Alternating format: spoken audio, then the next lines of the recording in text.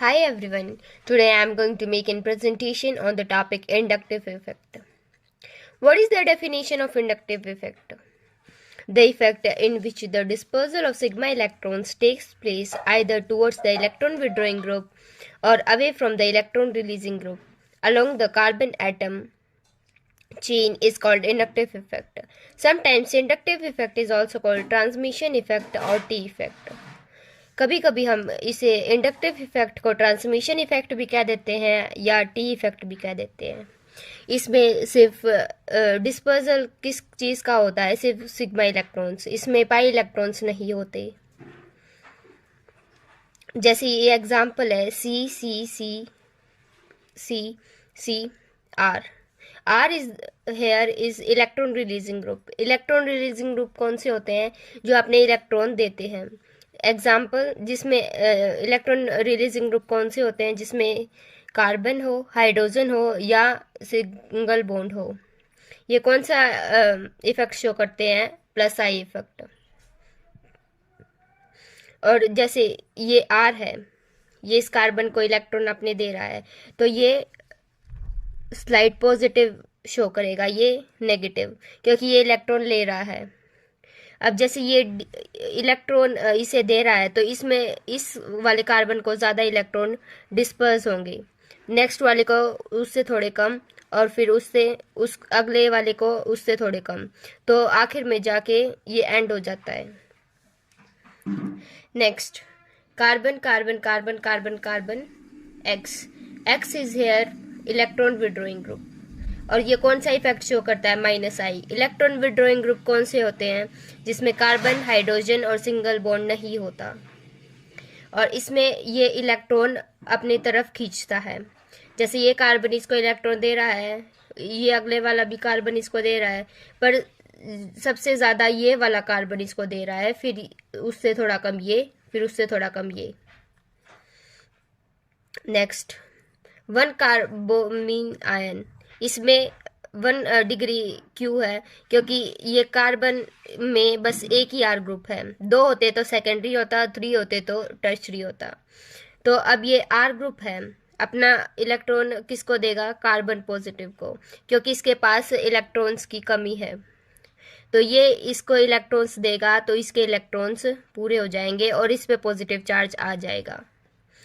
और जितना भी ज़्यादा मूवमेंट होता है इलेक्ट्रॉन्स का, उतनी ज़्यादा स्टेबिलिटी होती है। स्टेबिलिटी ज़्यादा क्यों होती है? क्योंकि जितनी भी मूवमेंट होगी उतनी ज़्यादा एनर्जी रिलीज़ होगी, और जितनी एनर्जी रिलीज़ होगी उतनी ज़्यादा स्टेबिलिटी होगी। 1 कार्बमीन, इसमें नेगेटिव चार्ज है कार्बन पर, और एक आर ग्रुप है। आर ग्रुप इसको इलेक्ट्रॉन डोनेट कर रहा है। पहले ही कार्बन पे नेगेटिव चार्ज है, मतलब कि है ना, इसके पास इलेक्ट्रॉन्स ज़्यादा हैं, और उसके बाद आर इसको और भी ज़्यादा इलेक्ट्रॉन दे रहा है, तो ये स्टेबिलिटी नो, इसमें स्टेबिलिटी कम होगी, क्योंकि 1 डिग्री कार्बोमीन, इसमें 2 आर होते तो सेकेंडरी होता, 3 आर होते तो टर्शरी होता। अब इसमें फ्लोरीन है, fluorine CH2C double bond O के ऊपर नेगेटिव चार्ज है। नेगेटिव चार्ज का मतलब क्या होता है? इसके पास खुद के इलेक्ट्रॉन भी है और इसने किसी और के भी इलेक्ट्रॉन ले रखे हैं, तो F ग्रुप इलेक्ट्रॉन अपनी तरफ खींचता है। तो इस पे ये इलेक्ट्रॉन, ये इसने जो एक्स्ट्रा ले रखा है, तो धीरे धीरे फ्लोरीन इसको विड्रॉ कर लेगा अपनी तरफ, तो इस पे नेगेटिव चार्ज कम हो जाएगा और इस पे ज़्यादा हो जाएगा। Next, positive inductive effect plus I effect, negative inductive effect minus I effect. Difference between them. Positive inductive effect, the effect in which the dispersal of sigma electrons takes place away from the electron releasing group along the carbon atom chain is called plus I effect. इसमें ये अपने electrons दूसरे को दे रहा, मतलब दूर जा रहा है अवे, और इसमें इलेक्ट्रॉन अपनी तरफ ले रहा है, तो इसमें अवे हो जाएगा और इसमें टुवर्ड्स हो जाएगा। The effect in which the dispersal of sigma electrons takes place away from the electron releasing group, इसमें इलेक्ट्रॉन रिलीजिंग ग्रुप होगा और सिग्मा इलेक्ट्रॉन्स होंगे और अवे होगा। Next, negative, the effect in which the dispersal of sigma electrons takes place towards the electron withdrawing group along the carbon atom chain, minus I effect. इसमें जो electrons वो withdraw करेगा तो अपनी तरफ करेगा, तो इसलिए टूवर्ड्स होगा, और ये इलेक्ट्रॉन विड्रॉइंग ग्रुप है, मतलब जो इलेक्ट्रॉन्स लेते हैं, एक्सेप्ट करते हैं. The plus I effect groups increases the dispersal of positive charge but decreases the dispersal of negative charge, क्योंकि ये जो इलेक्ट्रॉन रिलीजिंग ग्रुप होते हैं उस पर पॉजिटिव चार्ज होता है, क्योंकि वो अपने इलेक्ट्रॉन्स डोनेट करते हैं, उस पर कभी भी नेगेटिव चार्ज नहीं होता. नेगेटिव चार्ज होता है तो वो स्टेबल नहीं होता. The minus effect group decreases the dispersal of a positive charge but increases the dispersal of negative charge.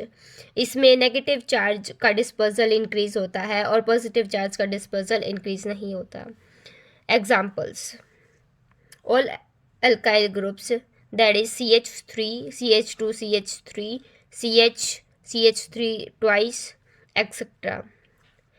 इसमें सिर्फ कार्बन, हाइड्रोजन और सिंगल बॉन्ड ही होते हैं, उन्हीं को हम इलेक्ट्रॉन रिलीजिंग ग्रुप कहते हैं. इसमें एग्जांपल्स हैं SO3H, COOH, COOR, CONH2, CN, Cl, Br, OH, etc. All groups other than alkyl groups. इसमें सारे एल्काइल्स ग्रुप को छोड़ के जो भी ग्रुप्स बचते हैं वो इसमें माइनस आई इफेक्ट में आते हैं. जैसे कार्बन और ऑक्सीजन में डबल बॉन्ड है, तो इससे हम कह सकते हैं कि ये माइनस आई इफेक्ट शो करता है. Characteristics of inductive effect. First, this effect is permanent effect, that is the sigma electrons are permanently displaced along the carbon atom chain either towards the electron withdrawing group or away from the electron releasing group present on one end of the chain. जो sigma electrons होते हैं, जो electron releasing group होता है उसमें तो away होते हैं और इलेक्ट्रॉन विड्रॉइंग ग्रुप में टूवर्ड्स होते हैं. जैसे ये इलेक्ट्रॉन विड्रॉइंग ग्रुप है, ये अपने जो इलेक्ट्रॉन्स है अपनी तरफ खींचता है, और जो आर ग्रुप है वो अपनी इलेक्ट्रॉन्स दूसरे को देता है. तो ये परमानेंट इफेक्ट है, इसमें हमें कोई भी रिएजेंट वगैरह कुछ नहीं डालना होता, ये अपने परमानेंट ही होता है. This type of electron displacement along a saturated chain of atom due to the presence of a polar covalent bond. इसमें polar covalent bond क्यों होता है? क्योंकि ये स्लाइटली पॉजिटिव होता है, ये स्लाइटली नेगेटिव होता है. क्योंकि स्लाइटली पॉजिटिव क्यों होता है? क्योंकि इससे इलेक्ट्रॉन दिए हैं, और ये स्लाइटली नेगेटिव क्यों होता है? क्योंकि इसने इलेक्ट्रॉन लिए हैं. तो इसमें पोलर कोवेलेंट बॉन्ड जनरेट हो जाता है, और इसमें ये जो इलेक्ट्रॉन विड्रॉइंग ग्रुप है ये इलेक्ट्रॉन लेता है तो इस पे स्लाइटली नेगेटिव चार्ज, और ये देता है तो इसमें slightly positive charge. Third, the influence of the inductive effect decreases away from the group present at one end of the carbon atom chain, that is the inductive effect is most powerful only at the carbon to which the heteroatom is connected directly and dies off quickly as the distance of the carbon from the heteroatom increases. In fact, inductive effect is almost negligible beyond 2 carbon atoms from the heteroatom. इसमें क्या है कि जो are group attach है तो ये electron इसको देगा, तो डिस्पर्सल इस वाले कार्बन पे ज़्यादा हुआ, फिर धीरे धीरे डिक्रीज होता है, इस कार्बन वाले पे कम होगा, इस वाले पे और भी कम होगा, और उसके बाद बिल्कुल डाई ऑफ हो जाता है. इसमें जैसे ये एक्स ग्रुप है, इलेक्ट्रॉन विड्रॉइंग ग्रुप है, सबसे ज़्यादा इलेक्ट्रॉन इस वाले कार्बन से लेगा, इस वाले से थोड़े और कम, इस वाले से बिल्कुल ही कम. Electric effect. जो इंडक्टिव इफेक्ट में तो सिग्मा इलेक्ट्रॉन्स का डिस्पर्सल होता है और इसमें होता है पाई इलेक्ट्रॉन्स का. तो डेफिनेशन क्या बनती है? The effect in which the pi electrons are shifted either towards or away from the attacking species is called electric effect. अब अटैकिंग स्पीशीज क्या होती है? जैसे HCl ले लिया हमने, तो इसमें एक H पॉजिटिव होता है और एक Cl नेगेटिव होता है। तो HCl में Cl इसके पास 2 इलेक्ट्रॉन्स होते हैं, तो एक इलेक्ट्रॉन्स Cl ले जाता है और हाइड्रोजन का भी इलेक्ट्रॉन Cl ले जाता है, तो H पॉजिटिव हो जाता है और Cl के पास इलेक्ट्रॉन ज़्यादा हो जाते हैं और हाइड्रोजन के कम हो जाते हैं। तो H जो पॉजिटिव होता है वो इलेक्ट्रोफाइल होता है, मतलब E पॉजिटिव, और जो Cl होता है वो न्यूक्लियोफाइल होता है, Nu नेगेटिव। जो इलेक्ट्रोफाइल और न्यूक्लियोफाइल होते हैं उन्हीं को हम अटैकिंग स्पीसीज कहते हैं। E पॉजिटिव मतलब इलेक्ट्रोफाइल जिसके ऊपर पॉजिटिव चार्ज हो, और न्यूक्लियोफाइल मतलब नेगेटिव चार्ज। और न्यूक्लियोफाइल अब हम देखते हैं C डबल बॉन्ड C। अब जो इलेक्ट्रोफाइल इसके पास आएगा, तो जो ये इलेक्ट्रॉन्स हैं ये इलेक्ट्रोफाइल की तरफ शिफ्ट हो जाएंगे। देखो, जैसे ये 2 इलेक्ट्रॉन्स थे इसके पास, ये इस साइड शिफ्ट हो गए और इस पे आ गया पॉजिटिव चार्ज। तो जो इलेक्ट्रोफाइल है उसके पास तो इलेक्ट्रॉन्स हो गए, मतलब कि इस पे पॉजिटिव चार्ज आ गया और इसके इलेक्ट्रॉन्स पूरे हैं। अब इसमें देखेंगे जब न्यूक्लियोफाइल आया अटैक करने के लिए, तो न्यूक्लियोफाइल के पास ज़्यादा इलेक्ट्रॉन्स होते हैं, मतलब इसके पास खुद का इलेक्ट्रॉन और एक दूसरे का भी होता है। तो जैसे कार्बन है और कार्बन पे अब नेगेटिव चार्ज आ जाएगा, मतलब जो ये इलेक्ट्रॉन्स थे यहाँ पे ये इसकी तरफ शिफ्ट हो गए, तो इस पे नेगेटिव चार्ज इसलिए आया है। अब इलेक्ट्रोमैग्नेटिक इफेक्ट 2 टाइप्स के होते हैं। First positive electromagnetic effect plus E, negative electromagnetic effect minus E. The first positive electromagnetic effect, the effect in which the pi electrons are shifted towards the attacking species is called plus E effect. Negative, the electrons in which the pi electrons are shifted away from the attacking species is called minus E effect. अब इसमें देखेंगे तो जो electrophile attack करता है, तो जो ये इलेक्ट्रॉन्स होते हैं ये वाले, जो ये पाई इलेक्ट्रॉन्स होते हैं, ये इलेक्ट्रोफाइल जहाँ अटैक करेगा उसकी तरफ शिफ्ट हो जाएंगे। जैसे देखो, और इस जो दूसरे वाला कार्बन है उस पर पॉजिटिव चार्ज आ जाएगा क्योंकि उसके पास इलेक्ट्रॉन्स की कमी है। और अब नेक्स्ट न्यूक्लियोफाइल है, जब अटैक करेगा उसके पास ऑलरेडी ज़्यादा इलेक्ट्रॉन्स हैं, तो वो अपने इलेक्ट्रॉन्स इस दूसरे वाले कार्बन को दे देगा। इसके ऊपर जो पाई इलेक्ट्रॉन्स हैं इसकी तरफ शिफ्ट हो जाएंगे दूसरे वाले, मतलब इसमें अवे होगा, away from the attacking species. और ऐसा नहीं है कि जो कि हम देखें तो कि पहले इलेक्ट्रिक में इफेक्ट होगा या न्यूक्लियोफिलिक इफेक्ट होगा। ज़्यादातर जो हम देखेंगे तो इलेक्ट्रोफिलिक इफेक्ट होगा। जो ये पाई इलेक्ट्रॉन्स होते हैं इसमें हाई पाई इलेक्ट्रॉन डेंसिटी होती है। जो इलेक्ट्रॉन्स मतलब इलेक्ट्रॉन्स इसके पास पहले ही ज़्यादा होते हैं, तो जब इलेक्ट्रोफाइल होते हैं उस पर पॉजिटिव चार्ज होता है तो वही पहले अटैक करता है जिसके पास इलेक्ट्रॉन्स की कमी हो। तो इसलिए इलेक्ट्रोफाइल पहले अटैक करता है, फिर उसके बाद न्यूक्लियोफाइल। दोनों प्रोसेस होने हैं, कौन सा ही पहले हो जाए कौन सा ही बाद में, पर ज़्यादातर इलेक्ट्रोफाइल पहले अटैक करता है।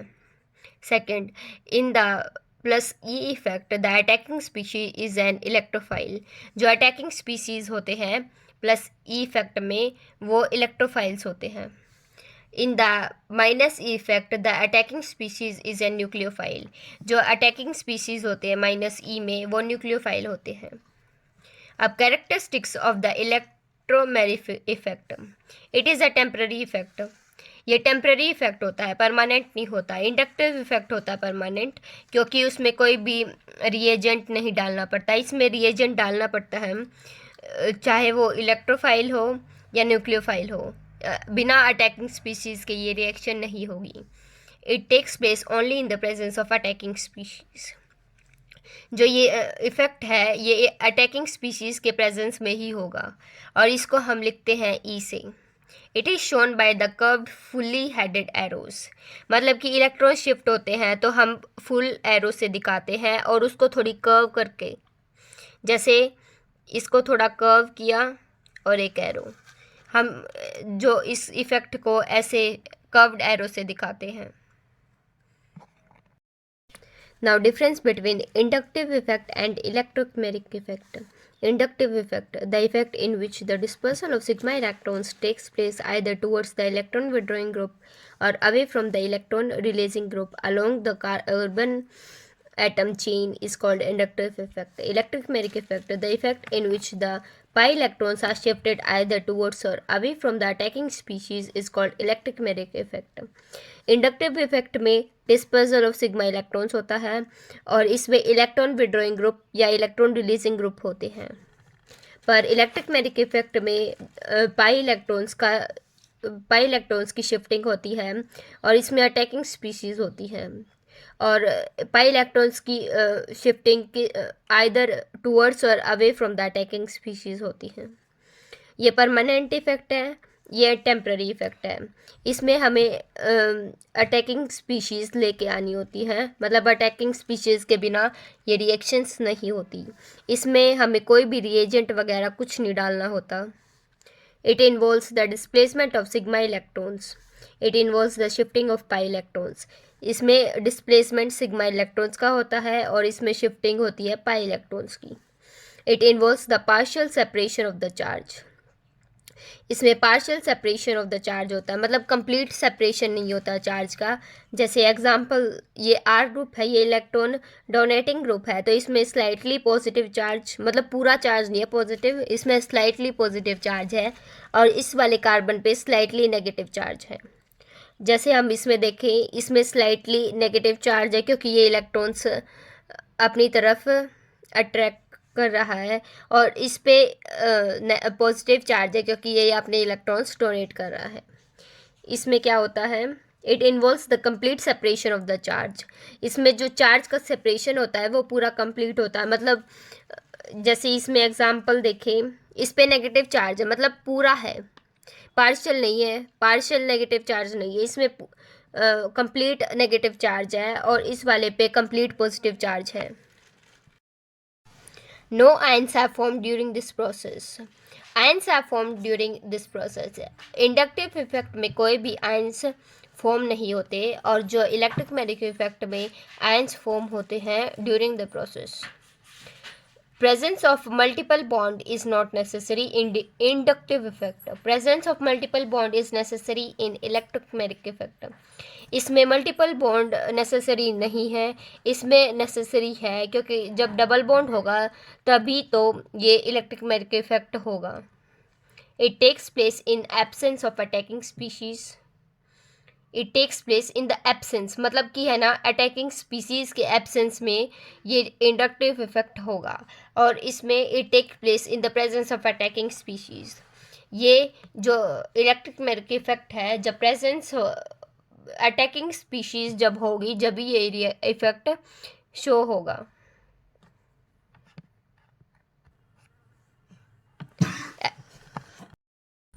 Application of inductive effect.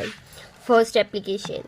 This effect is used to explain the stability among the different carbonium ions. The stability order among the different carbonium ion is 3 degree, 2 degree, then 1 degree. Carbocation region. We know that the more the dispersal of charge, more will the stability. अब जितना भी dispersal of charge होगा उतनी ज़्यादा stability होगी, क्योंकि जितनी ज़्यादा डिस्पर्सल ऑफ चार्ज होगा उतनी ज़्यादा एनर्जी रिलीज़ होगी, जितनी ज़्यादा एनर्जी रिलीज़ होगी उतना ही जो एटम होगा उतना ही ज़्यादा स्टेबल होगा। Further, does dispersal of positive charge take place to a large extent in 3 degree carbocation by 3 plus I effect alkyl group than in 2 degree carbocation and 1 degree carbocation by 2 and 1 plus I effect alkyl groups. Hence, the stability order among the different carbocation will be 3 degree is the more than all, then 2 degree, then 1 degree. जो 3 degree carbocation होता है उसमें 3+I effect होते हैं alkyl groups, और 2 degree में 2 होते हैं और 1 डिग्री में 1 होता है।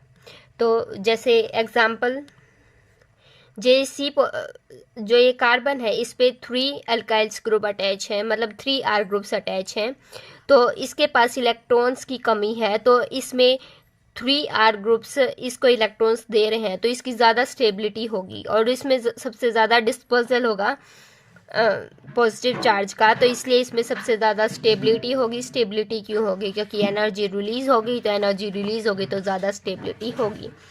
और इसमें 2 R ग्रुप्स हैं और इसमें 1 है, तो सबसे ज़्यादा जो स्टेबिलिटी होगी वो 3 डिग्री कार्बियम आयन की होगी, फिर 2 डिग्री की और फिर 1 डिग्री की। Second application. This effect is used to explain the stability among the different carbium anion. The stability order among the different carbium ion is 3 degree, 2 degree and 1 degree. जो carbocation होते हैं उसमें तो जो स्टेबिलिटी की जो order होती है वो 3 degree, then 2 degree, then 1 degree, और जो कार्बो अनायन होते हैं उसमें उल्टा हो जाता है। उस region we know that more the dispersal of charge, more will be the stability. जितना dispersal of charge होता है उतना ही ज़्यादा stability होती है, जैसे हम जानते हैं, क्योंकि एनर्जी रिलीज होगी then stability. Further, the dispersal of negative charge is hindered to a large extent in 3 degree carbon ion by 3+I effect alkyl groups than in 2 degree carbon anion and 1 degree carbon ion by 2 and 1+I effect alkyl groups. Hence, the stability order among the different carbon anion is 1 degree, then 2 degree, then 3 degree. इसमें जो order होता है वो 1 degree, 2 degree, फिर 3 degree का होता है। इसमें एक R ग्रुप अटैच है कार्बन पे। अब देखो इस पे सबसे इसके पास पहले ही नेगेटिव चार्ज है, मतलब कि ज़्यादा इलेक्ट्रॉन्स है, और ऊपर से ये R ग्रुप इसको इलेक्ट्रॉन्स दे रहा है, तो इसके पास और भी ज़्यादा इलेक्ट्रॉन्स हो जाएंगे तो स्टेबिलिटी कम हो जाएगी। और इसके पास तो बिल्कुल 2 ही हैं, दोनों इसको इलेक्ट्रॉन्स दे रहे हैं, तो इसकी स्टेबिलिटी 1 डिग्री से भी कम हो जाएगी, क्योंकि ये भी इसको इलेक्ट्रॉन दे रहा है, ये भी इसको इलेक्ट्रॉन दे रहा है, और पहले से ही इसके ऊपर नेगेटिव चार्ज है, इसके पास पहले ही ज़्यादा इलेक्ट्रॉन्स है। इसमें 3 ग्रुप्स हो जाते हैं और इस पर नेगेटिव चार्ज, और इसके पास और भी ज़्यादा इलेक्ट्रॉन्स डेंसिटी हो जाती है, तो इसमें 1 डिग्री ज़्यादा स्टेबल होता है, then 2 degree, then 3 degree. Now, third property, it can be used to explain the acidity of different compounds and also used to compare the acidity of different compounds. जो ये थर्ड जो application है वो हमें बताती है कि जो एसिडिटी जो डिफरेंट कंपाउंड्स में होती है तो हम उसको कैसे कंपेयर करेंगे। Acidity order among the different alcohols, that is 1 degree alcohol, 2 degree alcohol and 3 degree alcohol. The order is 1 degree, सबसे ज़्यादा stable, then 2 degree, then 3 degree. After the loss of H atom as H positive ion, the dispersal of positive charge is hindered to a large extent in 3 degree alkoxide ion structure 3 by 3+I effect alkyl groups, then in 2 degree alkoxide ion structure 2 and 1 degree alkoxide ion structure 1 by 2 and 1+I effect alkyl groups respectively. जो CH3 CH2OH है ये सबसे ज़्यादा acidic होता है, most acidic, then 2 degree, then 3 degree least stable. अब हम इनमें से एक जो एसिडिक ग्रुप सबसे ज़्यादा कौन सा स्टेबल होता है, जो अपना H पॉजिटिव सबसे पहले दे दे वही सबसे ज़्यादा एसिडिक होता है। अब CH3CH2O negative 1 degree alkoxide most stable होता है 2 डिग्री और 3 डिग्री से, क्योंकि यहाँ पे जो ये ग्रुप इसको पहले ही O नेगेटिव है, मतलब इसके पास पहले ही ज़्यादा इलेक्ट्रॉन्स हैं, क्योंकि इसने एक इलेक्ट्रॉन्स H का ले लिया है और इसके पास पहले ही ज़्यादा इलेक्ट्रॉन्स हैं। और ऊपर से जो R ग्रुप है, R ग्रुप जैसे CH3 CH2 वो इसका इलेक्ट्रॉन देगा तो स्टेबिलिटी कम होगी। इसमें 2 ग्रुप्स दे रहे हैं इसको O नेगेटिव को इलेक्ट्रॉन्स, तो ये इससे भी ज़्यादा अनस्टेबल होगा। इसमें 3 ग्रुप्स इसको O नेगेटिव को इलेक्ट्रॉन्स दे रहे हैं, जो सबसे ज़्यादा लीस्ट स्टेबल होगा। लीस्ट स्टेबल क्यों होगा? पहले से इसके पास ज़्यादा इलेक्ट्रॉन्स हैं और ऊपर से 3 जो R ग्रुप होते हैं इलेक्ट्रॉन डोनेटिंग ग्रुप होते हैं या इलेक्ट्रॉन रिलीजिंग ग्रुप होते हैं, वो अपना इलेक्ट्रॉन दूसरों को देते हैं।